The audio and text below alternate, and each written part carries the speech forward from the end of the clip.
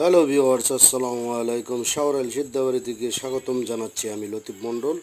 দেখেন, ছোটোবেলায় এই মেলায় শাওরাইল আমরা এই খেলনাগুলো কিনতাম। দেখেন, খেলনা হরেক রকমের জিনিস এই মেলায় ওঠে। বিশাল বড় মেলা। বাংলাদেশের 10টা মেলা থাকলে তার মধ্যে অন্যতম এই মেলাটি মানিকগঞ্জের সবচেয়ে বড় মেলা সিদ্ধাবাড়ি। আগে এই মেলায় অনেক ধরনের পুতুল নাচ, সার্কাস, যাত্রা আসতো। এখন কালের বিবর্তনে এগুলি হারিয়ে গেছে। এখন শুধু খেলনা এবং কসমেটিক্স এবং মিষ্টি এবং আম, ফল, ফ্রুট। এটা আসলে তো হিন্দুদের শ্রী বৈষ্ণব গুরুর শিব মন্দির।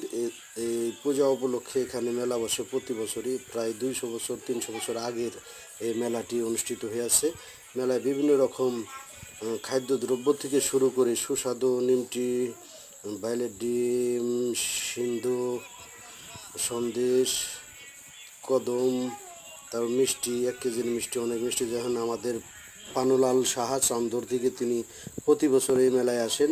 তিনি অনেক রকম সুস্বাদু রুচিকর জিনিস বিক্রি করে থাকেন, যেমন কদম, সন্দেশ, বাতাসা এবং বিন্নি খাল্লা এবং চানাচুর, নিমকি, হরেক রকমের জিনিস এই মেলায় ওঠে। আপনার আনুষঙ্গিক ফার্নিচার থেকে শুরু করে মহিলাদের ঘর সংসার করার যে